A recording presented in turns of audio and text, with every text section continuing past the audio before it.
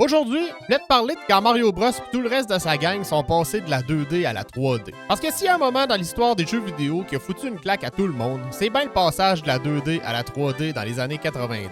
Aujourd'hui, on a des jeux ultra réalistes, des mondes ouverts gigantesques, des expériences en VR, mais honnêtement, il n'y a rien qui a encore atteint le niveau de révolution de quand on est passé de Mario en pixels à Mario qui court partout dans un monde en 3 dimensions. Avant la 3D, les jeux, t'as des tableaux fixes ou du scrolling latéral. T'avançais de gauche à droite, quand t'étais chanceux de bas en haut, pis c'était ça. Tout le monde était habitué à ce style de jeu-là pis ça marchait bien. Dans le temps, on pensait même pas que ça pouvait changer. Pis là, bang! En 1996, t'arrives dans Super Mario 64 pis tu peux courir en rond, grimper dans les arbres, sauter dans un canot pis t'envoler. C'était pas juste une évolution graphique, c'était une révolution totale dans la façon qu'on pouvait jouer nos jeux. C'est là que la différence était frappante. Avant, ton personnage était comme sur une raille invisible. T'avais un chemin à suivre, puis tu pouvais pas trop en sortir. Mais en 3D, tout d'un coup, le monde souffrait pour vrai. Tu pouvais choisir où aller, comment aborder un niveau, puis même découvrir des secrets juste en explorant. On prend ça pour acquis aujourd'hui, mais en 1996, c'était comme donner des ailes à quelqu'un qui avait marché toute sa vie. Et évidemment, ce changement-là, ça a pas juste touché Mario. T'avais Zelda qui débarquait 2 ans plus tard en 98, pis là, tout ce que t'aimais de Zelda en 2D prenait une nouvelle ampleur. Fini le petit bonhomme qui se déplaçait case par case dans une vue de dessus.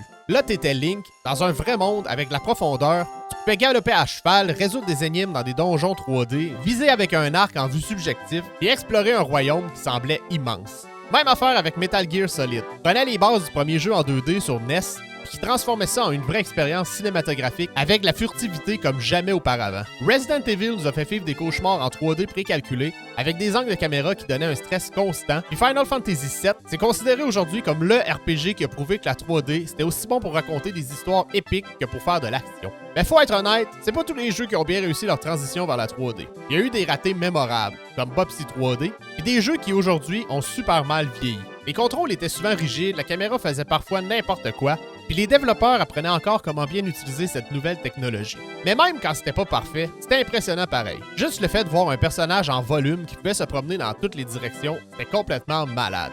On était capable dans ce temps-là de pardonner bien des défauts, parce que l'excitation de découvrir la 3D compensait tout le reste. Depuis, on a eu des nouvelles évolutions, comme le online, les mondes ouverts, le ray tracing, la VR, mais rien qui a encore eu vraiment le même impact que cette transition-là.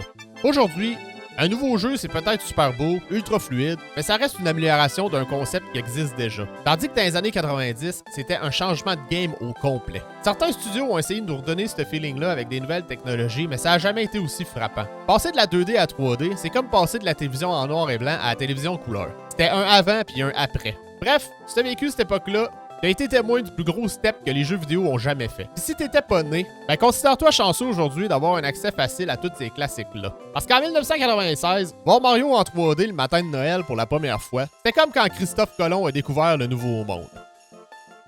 Ouais, c'est ça. Et Christophe Colomb, il jouait pas à Mario, lui. Ben, bye.